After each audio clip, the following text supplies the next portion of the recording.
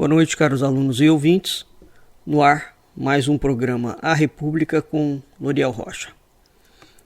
O tema do nosso programa de hoje será sobre os Kids Pretos, que é a milícia, a elite do Exército de operações especiais. Essa elite ela tem um papel de combate muito específico, né? Para tanto, nós vamos utilizar como base desse programa de hoje, há 3 fontes aqui que vocês podem consultar. Em primeiro ponto, como primeira fonte, o artigo muito bem escrito que foi lançado pela revista Piauí, do Alan de Abreu, intitulado Os Kids Pretos, o papel da elite de combate do Exército nas maquinações golpistas. Tem um outro artigo de Matheus Piccioli, do UOL, A Elite do Exército, Kids Pretos, quase levaram o país a uma guerra civil. E existe, muito pouca gente sabe, foi lançado um livro chamado Kid Preto, que é um relato inédito sobre o processo de formação e do desenvolvimento de operações especiais do Exército Brasileiro. Esse livro foi lançado com a contribuição de um civil e de um militar. Tá? O Rodney Lisboa, que é um sujeito ligado à estrutura militar, que assina o livro juntamente com o Fernando Montenegro, que é coronel do Exército. Então, esse livro pode ser... A revista da Sociedade Militar, por exemplo, fez propaganda desse livro, exatamente com esse título, né? Kid Preto. Bem, voltando aqui, o que acontece? Novamente, eu não me canso e vou falar nisso enquanto eu achar necessário. Desde o golpe da maçonaria em 1822, o Brasil caiu nas mãos de uma elite golpista, apátrida, que não tem e não defende nenhum interesse nacional. Essa elite, de tempos em tempos, ela briga entre os seus membros, entre os seus quadros, e resulta pelo poder. Ela é uma briga por disputa de poder. Né? Não é uma briga, em nenhum momento, revolucionária, digamos assim, em que você tem um projeto específico. Até as revoluções que aconteceram no mundo inteiro, quando você pensa em revoluções sangrentas e horrorosas, como você pensa no nazismo, no comunismo, no fascismo, mesmo na Revolução Francesa, existe um objetivo qualquer. No caso, as revoluções que são produzidas dentro do Brasil, que sequer podem ser chamadas de revoluções, são guerras internas, são disputas internas entre facções criminosas para tomada do poder. Essas guerras, via de regra,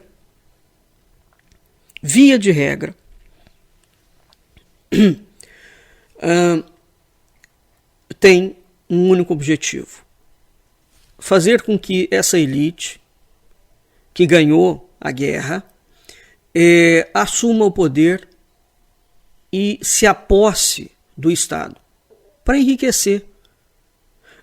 Falando dessa forma, parece uma coisa, um objetivo tosco, não é? Mas é isso mesmo. O drama da história brasileira é exatamente a tosquice da história brasileira, no que diz respeito ao plano político. Repetindo mais uma vez, essa elite é composta por sociedades secretas,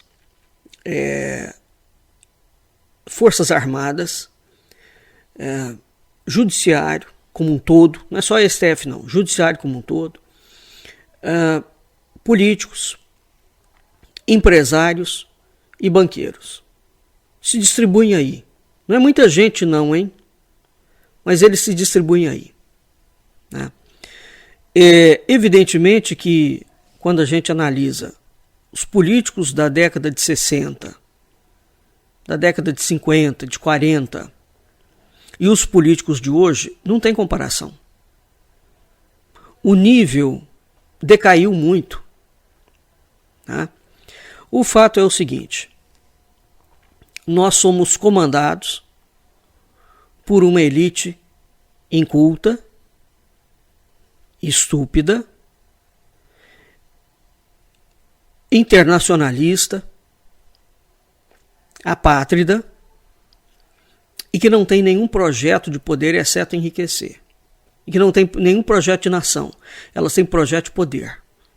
O objetivo delas é enriquecer. Voltando aqui ao artigo. Uma das muitas lendas, em 2016, eu falei que o Bolsonaro era o cavalo de Troia do PT. Que ele traria o PT de volta. Trouxe. Comparando o que os governos do Lula e do Bolsonaro, e exatamente por eu ter criticado muito o PT, na medida do que ele merece ser criticado, né, mostrou-se que o governo do Bolsonaro era algo muitas vezes pior do que um governo de esquerda. Né? O Fernando Henrique começou um projeto de desmonte do Brasil. E olha que o Fernando Henrique pessoalmente é um homem educado, né? É um homem de trato diplomático, etc. Tem uma sequência de virtudes, como o Lula também, é um hábil negociador, etc. Tal. Mas o Fernando Henrique começou um projeto de desmonte da nação e de entrega do Brasil. Né? A Dilma tentou resistir a isso, o Lula, de certa forma, deu uma continuidade, com uma diferenciação. Ele investe no Brasil, ele tem um cunho nacionalista, isso não se pode negar, não é? Diferentemente do Fernando Henrique, que tinha um cunho privatista. Não é? Essa privatização não é para melhorar o Estado, é para entregar as riquezas brasileiras para o capital transnacional. Alto lá. Né? Uma coisa é a gente pedir um Estado enxuto, honesto e com funcionários que correspondam e que a gente veja o resultado dos impostos que a gente paga. Mas não é esse o caso do Brasil. Quando se fala em Estado mínimo brasileiro, é para entregar as reservas, sobretudo reservas estratégicas do Brasil, para os setores internacionais. Isso não é nacionalismo. E nem tampouco o chamamento de Estado mínimo pode servir para corroborar esse tipo de crime, né, de lesa pátria. O Lula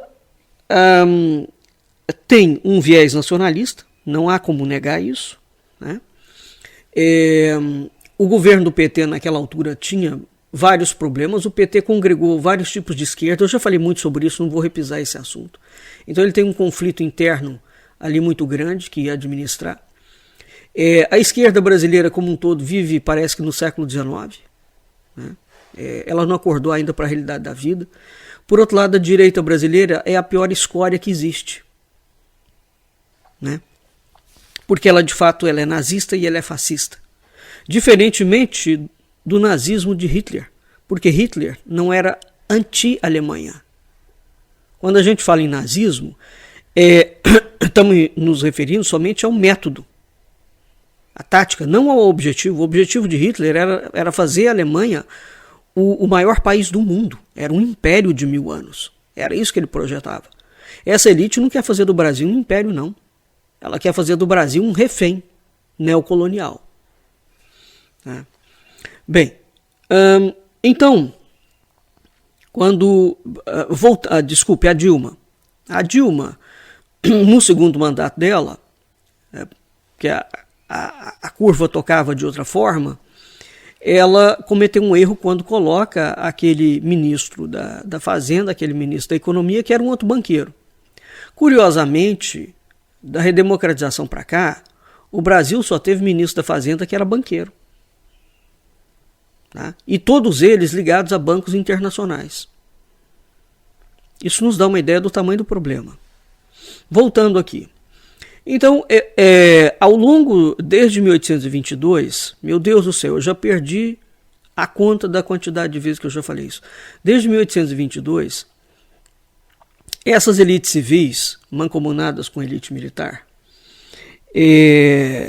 elas dão golpes de Estado. Tá? Não há como os civis tomarem o poder sem força militar.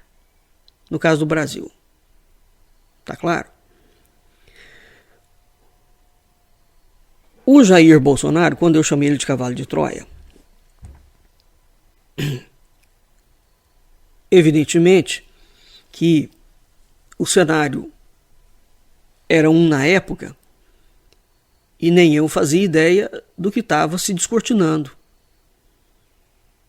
Mas, à medida que a candidatura dele foi lançada e que eu comecei a ver determinados comentários de militares ou do grupo que o cercava, claramente, de uma forma muito transparente, eu comecei a perceber que aquilo era a repetição de um outro tipo de golpe. Né? Utilizando o messianismo político no Brasil, o assunto que ninguém falava e que eu comecei a falar. Uma das muitas lendas espalhadas antes da eleição desse miliciano, Jair Bolsonaro é a criatura mais sórdida, mais maquiavélica, mais malvada que já apareceu na história política brasileira. Depois da eleição desse miliciano, deste bandido, qualquer bandido pode assumir o Brasil.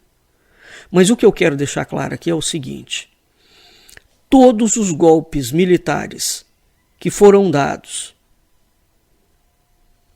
antes de 2016, todos os golpes militares dentro da política nacional foram dados até 2016, até antes de 2016, os militares tiveram uma participação de linha de frente.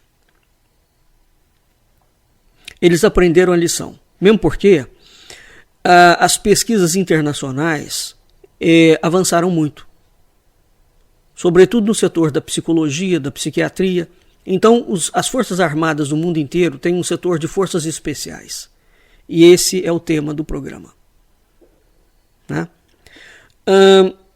O Pichonelli, o Matheus, ele fala muito claramente no artigo dele que uma das lendas espalhadas sobre a eleição do miliciano, que é um sujeito que foi expulso do exército por praticar atos terroristas. Acontece que ele foi expulso ou foi aposentado compulsoriamente, não é? Porque ele já havia prestado um serviço. E dentro do exército, ele só fez o serviço que ele fez porque ele tinha costa larga ali dentro. Não é? Muito bem. Então, o que foi feito? Criou-se uma propaganda enganosa, e aqui começa a mistura de dois componentes. Um sujeito que é claramente violento, que teve uma atuação absolutamente ridícula e medíocre, que casou por 3 vezes, que bate em mulher, que fala mal de mulher, né, que é um machista notório, envolvido até o talo da medula com um crime organizado no Rio de Janeiro, que são as milícias. Né? Enfim, um sujeito com um passado histórico que sempre foi candidato dos partidos mais corruptos dentro do governo, acusado por mulheres, ex-mulheres, de ter um padrão de vida que não condizia com o salário dele. Enfim, a ficha corrida do sujeito de crimes é extensa. Né? Esse camarada é lançado pela mídia e pelos civis como um indivíduo altamente respeitável, ficha limpíssima. E aqui eles botaram o nome dele de conservador. Conservador de quê? Né? Um cristão. O sujeito é ateu, confesso. Né? Mudou de religião várias vezes. Não tem o menor apreço por sistema religioso nenhum. Esse sujeito então foi lançado como um Messias, um eleito por Deus, sabe-se lá que Deus, né? E ao mesmo tempo ele é lançado como alguém que o exército apoia. Muito bem. E esse fato do exército apoiar é porque teoricamente, os seus colegas de farda funcionariam como uma garantia para o seu governo das suas eventuais recaídas de terrorista. Porque ele foi mandado embora do exército porque ele era terrorista. E sindicalista. Sindicalista do exército. O Lula era sindicalista da indústria automobilística. Ele era sindicalista do exército. Mas não tem comparação o sindicalismo dele com o do Lula. O Lula aprendeu a negociar. Então, esses dois mitos foram criados em torno do Bolsonaro. Eu vou tornar a repetir. O messianismo político, ele é o salvador da pátria, ele é um homem puríssimo, perfeito, impoluto, honesto. E, ao mesmo tempo, ele é um militar honrado. Tá claro? Isso foi uma propaganda muito bem feita. Vocês podem falar, mas a mídia foi contra. Nunca foi. Realmente é não entender como é que a mídia brasileira funciona, tá? Então, Bolsonaro, antes de ser eleito, ele se cercou de militares. Cercou. E ele foi espalhando a discórdia. É como se ele estivesse implantando minas terrestres pelo Brasil. Né? Ao longo de todo o seu mandato, não só ele, preste atenção, não só ele, mas ele na condição de presidente, ele liderava uma operação de guerra psicológica contra a nação. O sujeito falava diariamente tantos absurdos e tantas mentiras, e aqueles absurdos, aquele rol de absurdos diários, aquele rol de agressões, de impostura, de mentira, validado utilizando os canais de comunicação oficiais do Palácio do Planalto e da Alvorada. Portanto, ele falava via mídia oficial. Os ministros, os deputados, os apoiadores. Criou-se e disseminou-se uma rede de desequilíbrio, né, e de atos dos mais grosseiros aos mais vis. Tudo isso era em nome de restaurar o país. Como é que, quando a gente pensa em alguém que vai restaurar o país, geralmente você pensa em alguém sério, em alguém probo, em alguém ético, uma pessoa com o mínimo de trato. Como é que você pensa que vai restaurar o país um sujeito que é violento, descomposto, desclassificado, que fala palavrão o tempo inteiro? Quer dizer, qualquer ser humano normal, que foi criado numa família normal, não quereria nem ter um pai como aquele. E como aquela horda que cerca o Bolsonaro. A quantidade de palavrão, de xingamento que essa gente professa diariamente é um negócio absurdo. Existe a delegacia da mulher, não é? E havia se tornado, pelo menos uma coisa indecente, um homem falar que pode bater em mulher. Agora não, os bolsonaristas falam que podem bater em mulher numa boa. E tudo fica por isso mesmo. Quer dizer, isso é uma doença mental. Bolsonaro ele deu vez e voz a uma parcela da população brasileira tão violenta quanto ele. Ele é o reflexo dessa população. Ela existe, ela está aí. Há muitos anos atrás, muitos anos, eu repeti por diversas vezes, o Brasil era o 10º país mais violento do mundo. De onde vinha aquela violência? Não, ela não vem só da bandidagem, não. Ela vem dos civis. E onde é que está essa violência? Está internamente, dentro das casas. Você veja como as pessoas agem, socialmente falando. Esquece do plano político. Estou falando do plano social. Daí tem uma ideia do que é uma violência.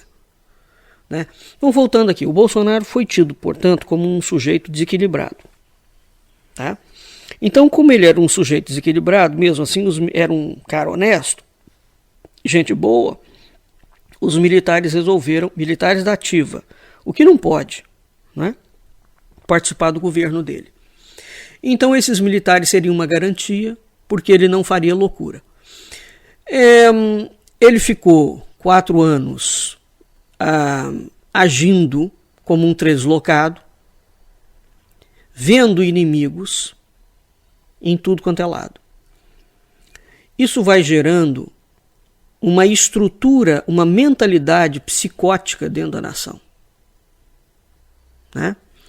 Veja, por exemplo, aquele sujeito ligado a eles, que antes da eleição, da posse do Lula, resolveu fazer uma tentada bomba no aeroporto de Brasília. Depois que o Lula ganhou, vários incêndios foram feitos, inclusive em torres de alta tensão, espalhados no Brasil inteiro. Né? Então, o que acontece? Dia sim, outro também, vinha um militar falar alguma besteira nas mídias sociais, incitando a população cada vez mais. Quando a gente olha o que aconteceu nas chamadas primaveras árabes no Oriente Médio, na Europa, nós vamos ver exatamente o mesmo modus operandi. Tá? Bem, o que aconteceu em Brasília, portanto, parecia expor o fracasso de militares ou de uma segurança, do engano. A tentativa de golpe de 8 de janeiro, e à medida que o tempo vai passando, e se as investigações continuarem comprovando, e alguns raros repórteres falando o que é preciso falar, né? Então o Alan de Abreu, na revista Piauí, ele apontou as digitais das Forças Especiais Militares do Exército, antes, durante e depois da depredação dos prédios dos 3 poderes da República. Esse artigo é muito importante. Tá? Então, essa gente, essa elite, é chamada aqui de preto, no Brasil. Todas as revoluções coloridas do mundo inteiro foram fomentadas por esse tipo de gente, por esse tipo de militar que são treinados para promover desordem social. Tá claro? Então esses militares, eles compõem a elite do exército brasileiro. Eles são treinados para ações de sabotagem, para insurgência popular. O nome disso são operações de guerra irregular. Ou seja, essa gente não é treinada para atuar em campo de guerra só. Tá bom? Eles são treinados para atuar dentro da sociedade civil. É uma ingerência das Forças Armadas no mundo inteiro dentro da sociedade civil. E veja que nos outros lugares do mundo, então se você tem tempo, aquela operação, que é aquela Revolução Colorida, ela é exitosa. Se o miliciano tivesse ganhado a eleição, vocês não tenham dúvida de que eles levariam o Brasil a uma situação como a que aconteceu no Egito, Guerra civil. Porque era isso que estava sendo planejado. Tá? Muito bem. O que acontece? Muitos desses kids pretos ocuparam posição de destaque no governo do miliciano. E o próprio miliciano, quando era membro do exército, sonhou se tornar um membro da Força Especial. Mas ele não conseguiu. Mas ele colocou 26 kids pretos dentro do exército, dentro da política brasileira. Entre eles, 3 aqui importantes. Luiz Eduardo Ramos, da Casa Civil, um dos caras que acordou junto com o Arthur Lira o esquema do roubo do mensalão, do orçamento secreto.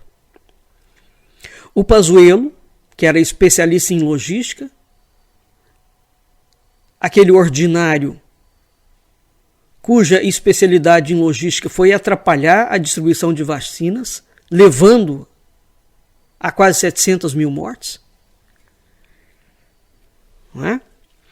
E o Mauro Cid preso, o sujeito cujo celular está falando um monte de coisa. É interessante porque veja como é que funcionam as coisas. O cara fala um monte de absurdo, programa golpes e não apaga as mensagens do celular, deixa tudo lá. Então esse próprio Cid é um elemento que foi colocado ali com a previsibilidade para ser descartado futuramente. Não se engane. Então nós temos, e veja que esse Cid era o ajudante de ordens direto do miliciano, passou as joias, tudo quanto é bandalha está envolve diretamente esse cara. Não é? Esse Pazuello foi eleito, diz que foi eleito pelo Rio de Janeiro, e eu moro no Rio de Janeiro e eu queria saber quem votou no camarada, porque ele era um completo desconhecido. As urnas são fraudadas? Claro que são. Claro que são.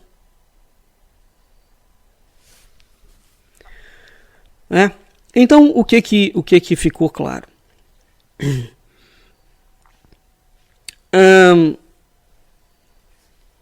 Um outro kid preto é um coronel chamado Elcio Franco Filho, que era o número 2 da saúde da Casa Civil. Bem,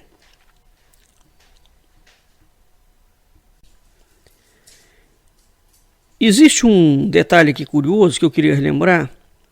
Nas mensagens de celular interceptadas desse Cid, cujo pai está envolvido até o talo com o exército americano, e com uma fortuna incalculável,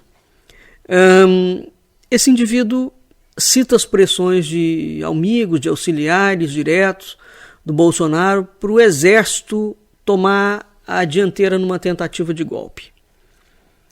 Isso é algo tão primitivo, né? Então essa mensagem implantada, ela retira a responsabilidade do exército da tentativa de golpe.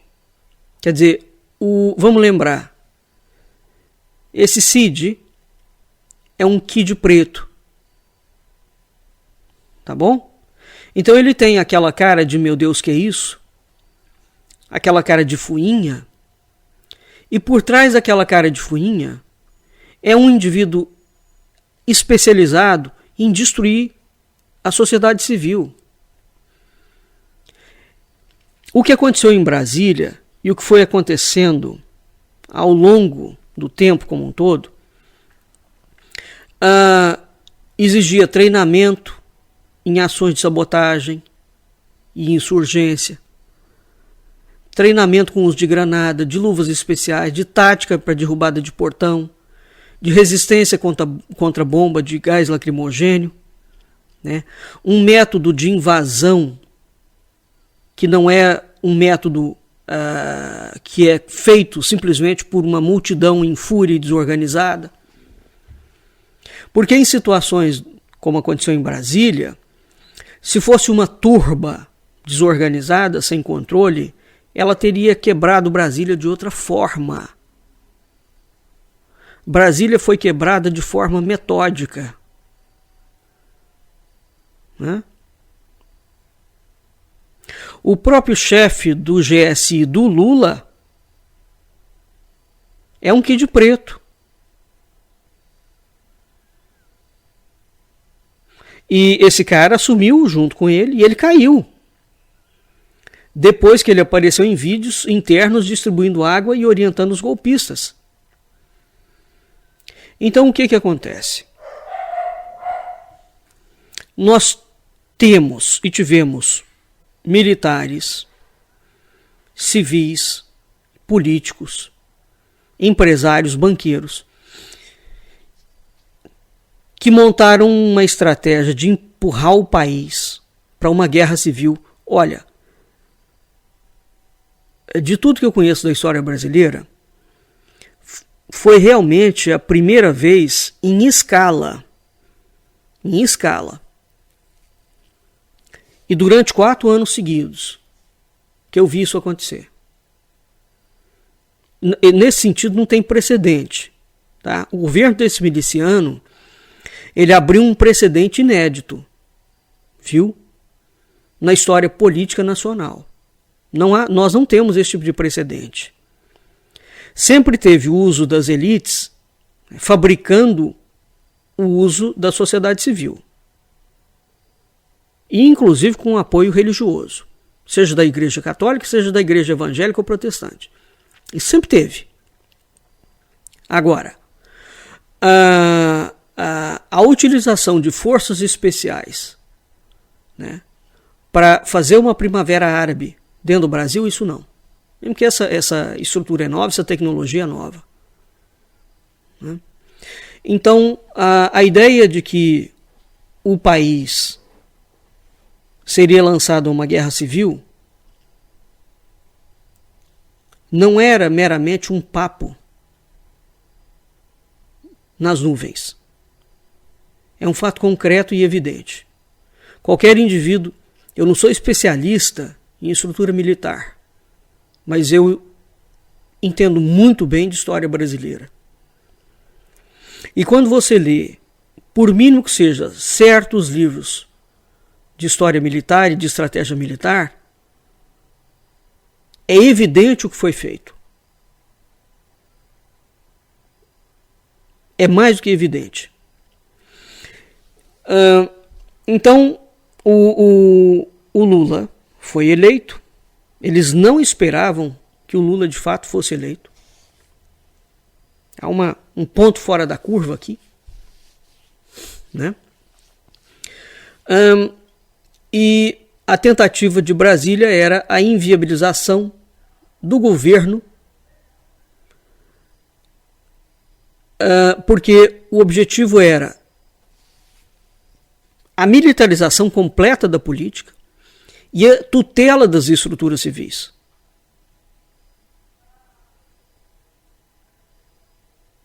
Isso era o que estava em cargo.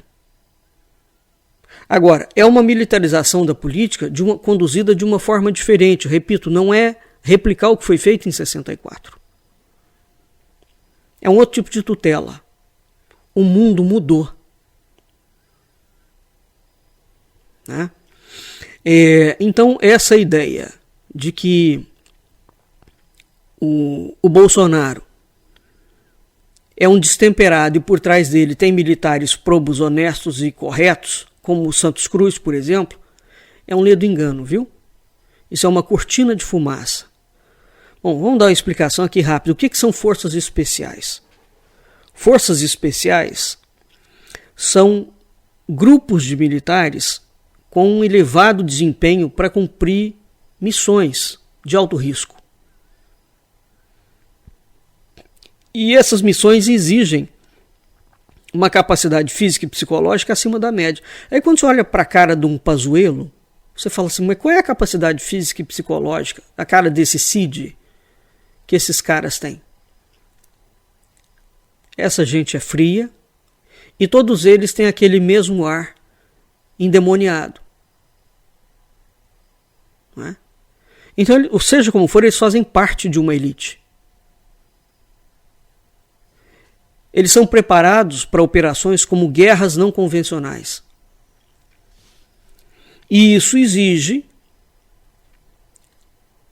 que eles estejam preparados para fazer guerra psicológica. Então, o que aconteceu durante 4 anos no Brasil é que nós tivemos um grupo de elite preparado para a operação de guerra não convencional, ou seja, contra a sociedade, tratando a sociedade como um núcleo terrorista e comunista, porque eles têm que ter um mote, eles têm que ter um apelo, eles têm que ter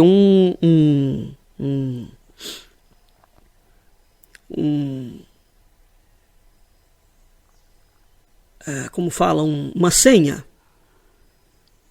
uma tessera. Né?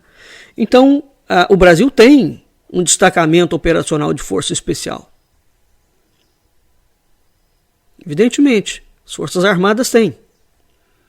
Agora, essa gente trabalha e trabalhou contra o Brasil.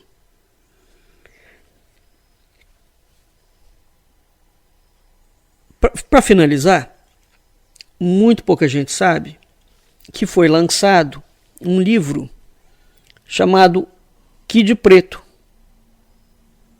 Né? Isso foi noticiado em 2021 no site da Sociedade Militar. Né? Então, esse Kid Preto conta a história, né? O título do livro é Kid Preto, Guerra Irregular e a Evolução Histórica das Operações Especiais do Exército Brasileiro. O indivíduo precisa de comprar esse livro, escrito pelo Rodney Lisboa e pelo Coronel Fernando Montenegro. Né? Kid Preto é um termo historicamente atribuído ao comandante do 1º Batalhão de Forças Especiais. E essa obra preenche uma lacuna na história militar brasileira. Foram 12 anos de pesquisa e fazendo entrevistas com militares da ativa e da reserva, né, qualificados em cursos de operações especiais. E, curiosamente, ele vai registrar, aqui ele faz um recorte, uma saga desde 1957 de militares que usam para implantar no Exército uma categoria de ações militares que não se enquadram nos padrões clássicos da guerra. Uma coisa é a gente ver a guerra convencional, em que um entra com armamento pesado e mata o outro. Por exemplo, o que o Putin e o Zelensky estão fazendo, além da guerra convencional, você tem uma guerra especial, conduzida por forças especiais. São operações de guerra psicológica. Todas as sociedades de espionagem internacional dos governos, CIA, FBI, FSB, tanto faz, né? Todas elas são especialistas, o M16, são especialistas na condução de guerra psicológica. Mais do que ninguém. Então isso é uma categoria de ação militar que não se enquadra nos padrões clássicos da guerra. Tá?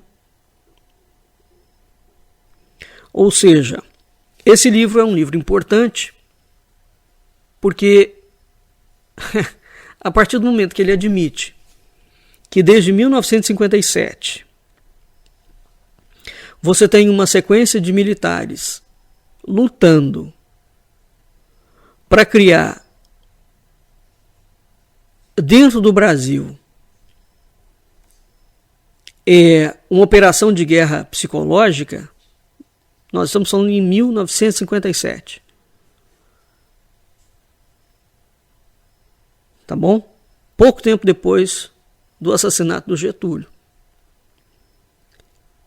A gente já está falando claramente da necessidade de fomentar uma guerra civil dentro do meio civil brasileiro.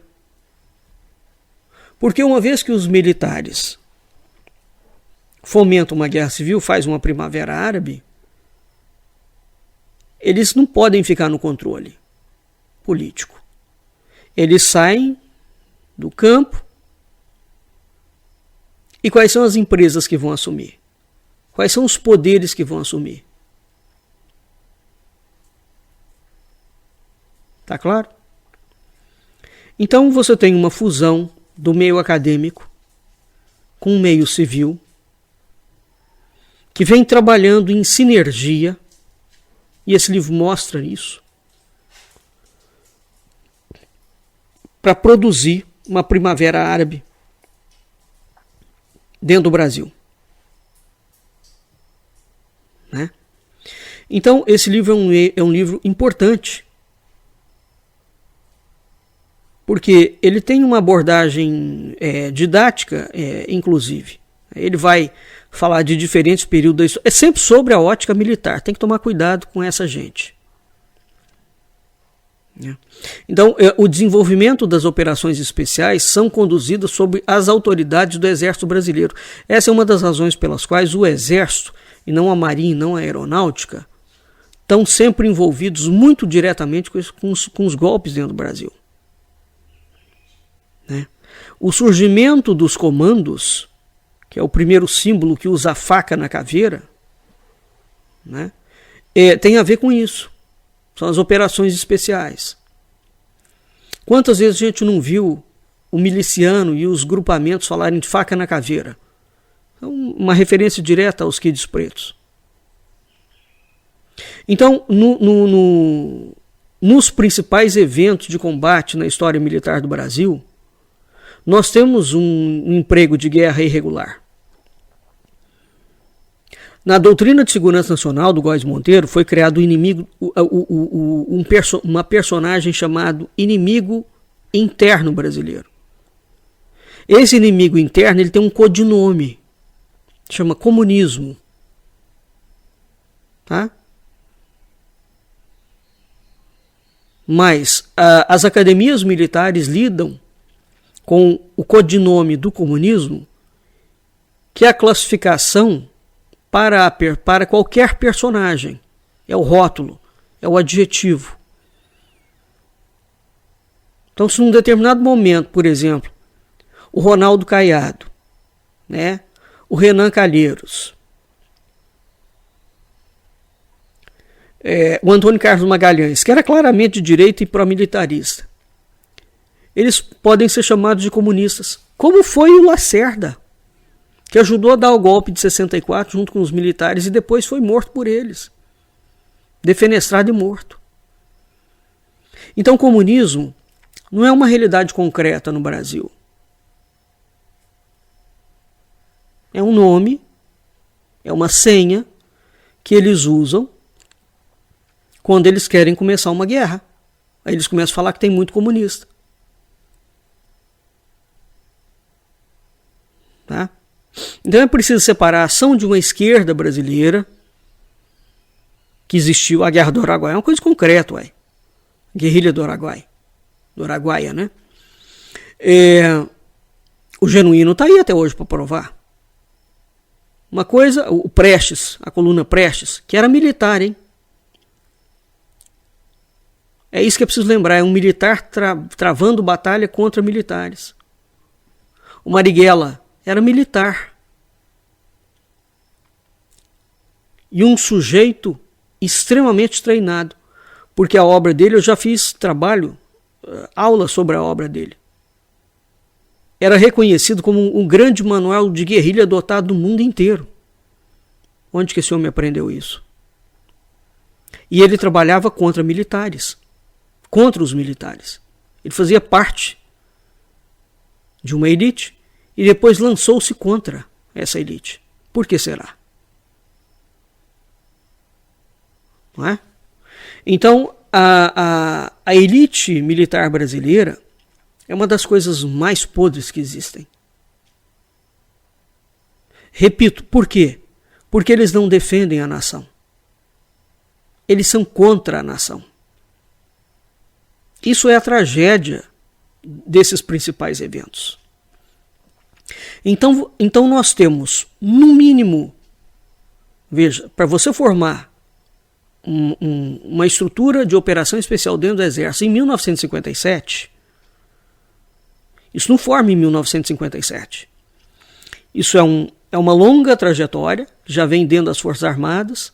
Reitero mais uma vez que o Góes Monteiro, quando cria a doutrina de segurança nacional no governo do Vargas, ele já cria o modelo do inimigo interno. O Olavo de Carvalho trabalhou o tempo inteiro com a doutrina do inimigo interno. Então, qualquer indivíduo que possa vir a ser um oponente do projeto é um inimigo e é comunista. Então nós temos mais de 5 décadas, 50 anos, 60 anos, 70 anos, se a gente considerar desde 30, de 30 a 2000 são 70, certo? De 2000 nós estamos em 2023, são mais 20. Então nós temos, no mínimo, 93 anos de estudo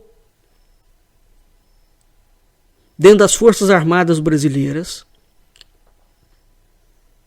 para produzir inimigo. O Brasil é um país muito grande. Qual é a razão do insucesso, em parte? Porque a elite nacional ela é dividida, ela não é coesa. E ela não tem caráter e nem coragem o suficiente para fazer uma revolução na cara dura e tornar-se de fato um ditador na cara dura. Como fez o Maduro, como fez o Chávez, como fez o Fidel, como fez o Franco na Espanha. É preciso o indivíduo ter tutano para fazer uma coisa dessa. A elite brasileira é cretina a esse ponto. Ela é covarde a esse ponto. Ela quer fazer guerra, mas passando a impressão de que ela é boazinha. Esse tipo de gente é o pior tipo de gente que a gente pode lidar. Porque eles de fato não têm nenhum grau de dignidade. Porque mesmo entre bandidos, a bandidagem tem um tipo de honra, viu? Um bandido não trai o outro. Porque se ele trair, ele é morto. Tem um código ético. É incrível isso, né? Mas há um código. O Brasil não tem código ético nenhum. Nem entre os bandidos. É isso que faz desse país uma grande tragédia. Quando a gente vai analisar a história política. Né? Então, o livro vai falar uma série de idiotices. Aqui, já de antemão, eu aviso. Quando eles vão, por exemplo, analisar os dados do Brasil na época do Império. Né? E aí eles vão falar que sempre teve uma unidade de elite em favor da sociedade brasileira. Não tem sociedade de elite nenhuma. E o governo português nunca teve esse tipo de militância ou de polícia secreta, como tinha, por exemplo, a Rússia. A polícia secreta russa, a Okhrana, ela vem desde o século XIV. A Rússia tem 700 anos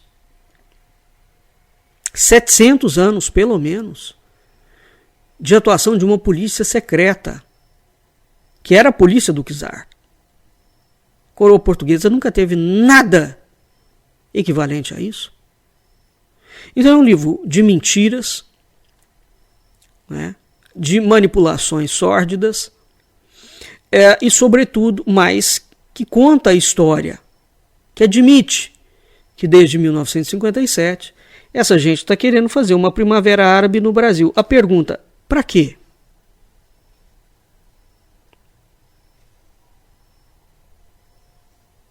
Né? Para quê?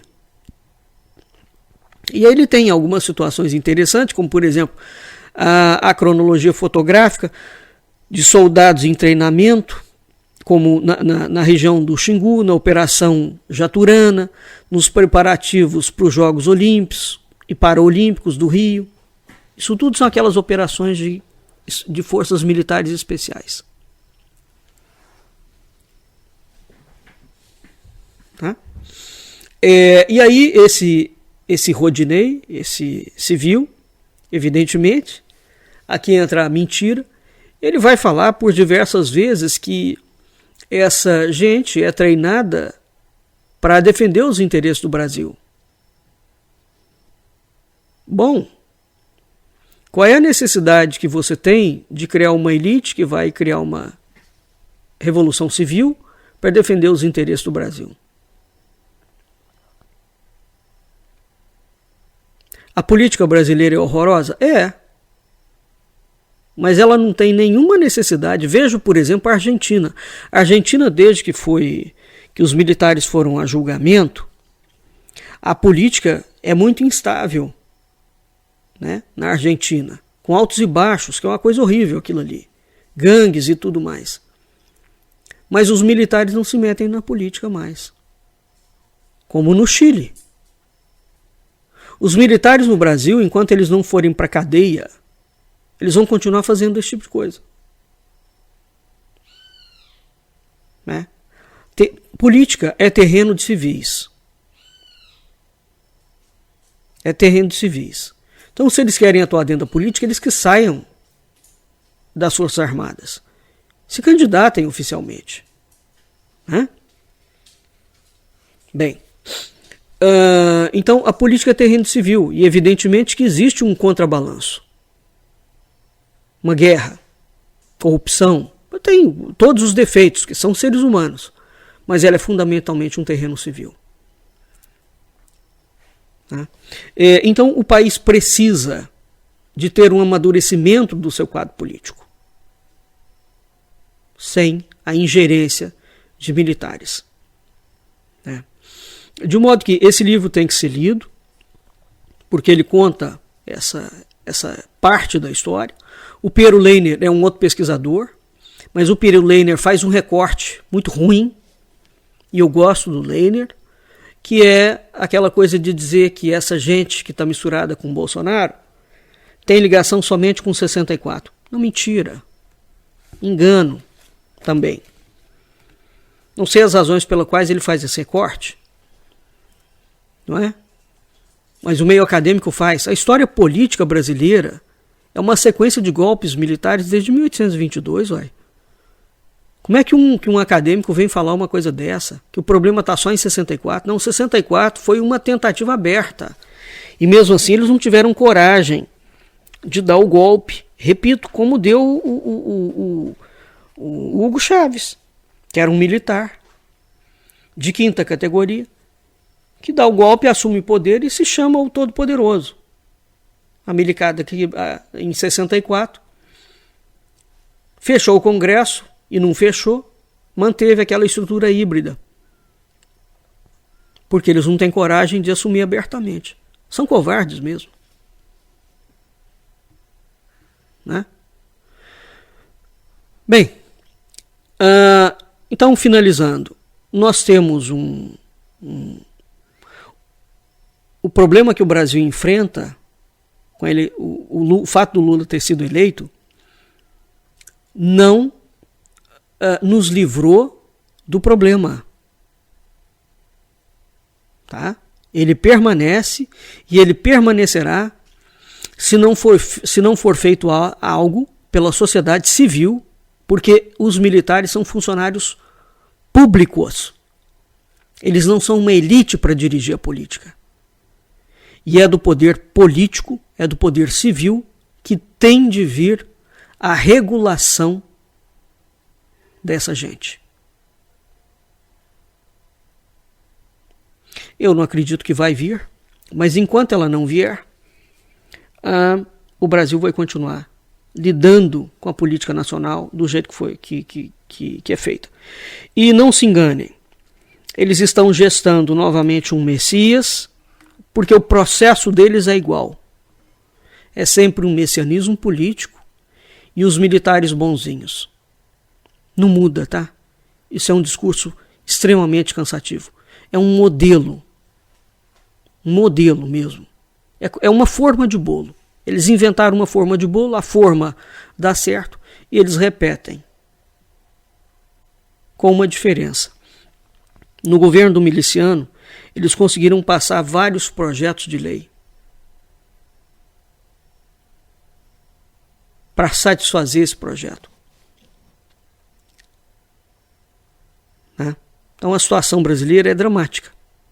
Ela vai convergir para aquilo que eu tinha alertado há muitos anos atrás, que é acabar desembocando numa outra Constituição brasileira. Não tem como não desembocar. O que o futuro vai reservar para a gente? Vamos ver. Não é? Mas então é preciso ir informando a população brasileira para que ela entenda efetivamente o nó górdio de grande parte do desmando político-institucional do Brasil. Vamos ficando por aqui e até o nosso próximo encontro.